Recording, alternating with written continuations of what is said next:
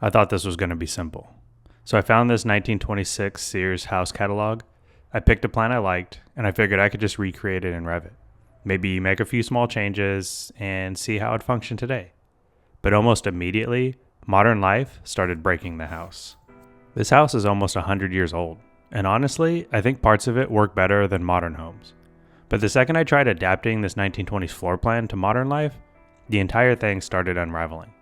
The stairs didn't meet code. The bedrooms barely fit modern furniture, and there's only one tiny bathroom upstairs. That was it. Also, for some people, depending on where you live, there was no garage, which could be a big problem. But every small change created another problem somewhere else. So the question really became, how much can you change a century home before it stops being itself?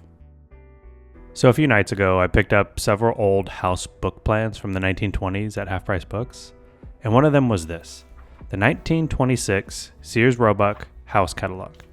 And if you've never seen one of these before, it's kind of incredible. You could literally order an entire house from a catalog. The materials were shipped by rail, and in the book were the floor plans. You just kind of pick which one you want. Look, even the order forms are still in the book.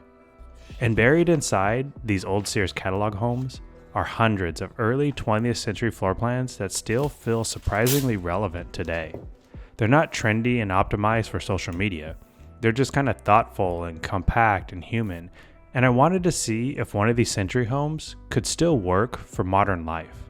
Not by completely redesigning it, but by carefully adapting it to the needs of today.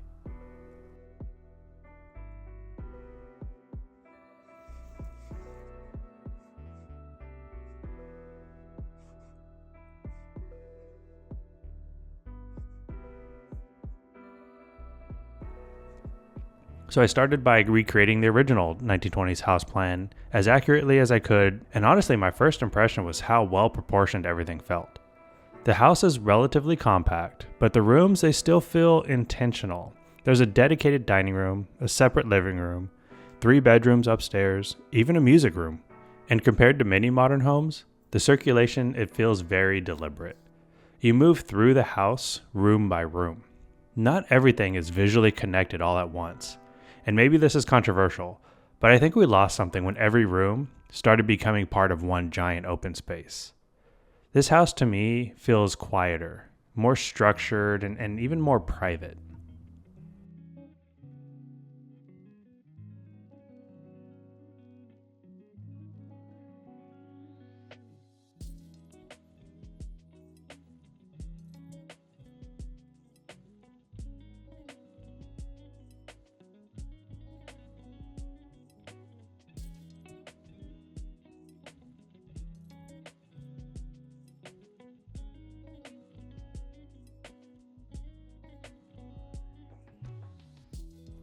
Then the next step was to start checking dimensions against modern building codes.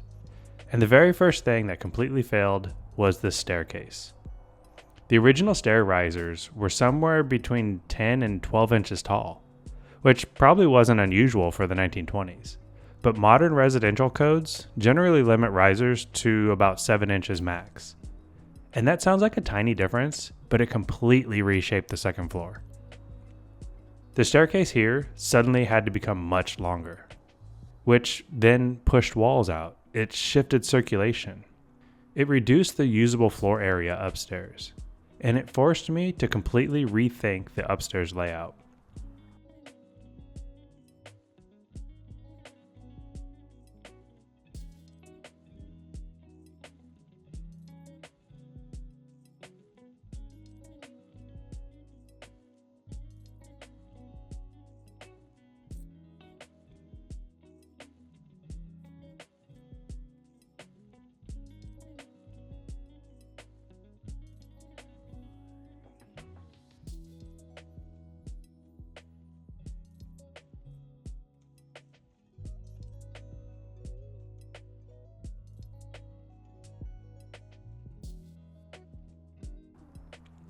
This became the pattern for the entire project.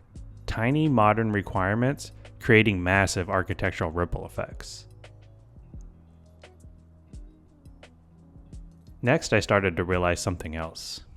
This wasn't just a different floor plan. It was a different way of living. The bedrooms in the Sears catalog home were designed around much smaller furniture. Twin beds.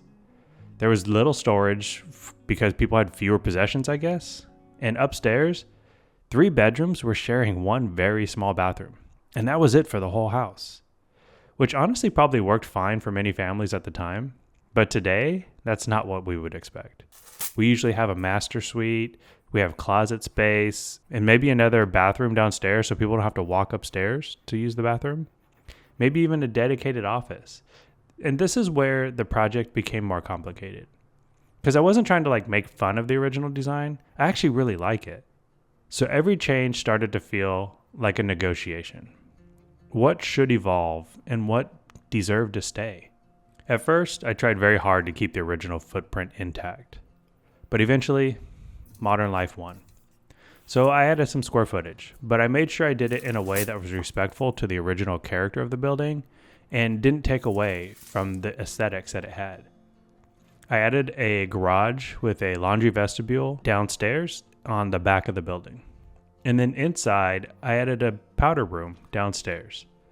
Upstairs, above the garage, became the new primary master suite. I expanded one of the second bedrooms, and then I converted the other one, which was honestly too small for a bedroom, into an office. And lastly, the third bedroom, that just became a flexible game room space. Because honestly, this is where I started questioning myself a little. Because the more square footage I added, the easier it became to lose the restraint and simplicity that made the original 1920s floor plan feel charming in the first place, especially with the garage. I didn't want that to become the identity of the house. I wanted it to just support modern life without overpowering the original architecture. And I think this is something we still struggle with today in residential design. Sometimes houses stop feeling human scaled because every modern expectation starts stacking onto the original idea. You need to add more bathrooms and more storage, bigger kitchens, bigger bedrooms, bigger garages, until eventually the original logic of the house starts to disappear entirely.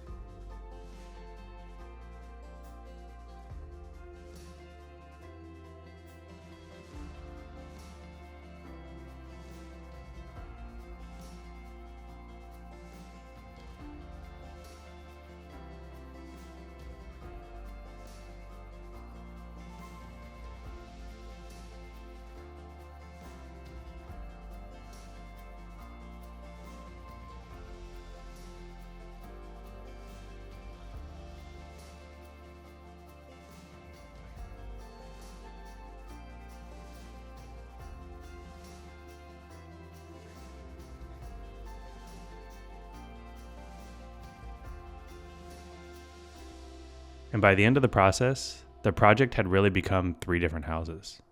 The original 1926 Sears catalog home, a lightly adapted version that mostly responds to modern building codes, and a more expanded version, responding to modern expectations of comfort and function. But honestly, I don't think one is objectively better than the others. The original feels compact and elegant. The second version feels restrained and practical. And the expanded version probably aligns more closely with how many people actually live today. They're just optimized around different priorities. And I think that's what makes studying old floor plans so interesting. Architecture really does reflect the values of its time. What surprised me most about this project wasn't what had to change. It's actually how much of the original house still survived underneath it all. Even after updating the stairs, expanding the bedrooms, adding bathrooms, and integrating a garage, the core spatial idea still works. And honestly, I think there's still a lot we can learn from these old century homes. Not because the past was perfect, but because older homes often understood something modern homes forgot, that bigger doesn't automatically feel better. And sometimes a well-proportioned room matters more than the open floor plan. So I'm curious what you think. Which version feels right to you? The original 1920s floor plan, the lightly adapted version, or the fully modernized house? Which one would you live in? And more importantly, how much should an old home change before it loses the thing that made it special in the first place? Thanks for coming along with me on this. And stay curious and design with intent.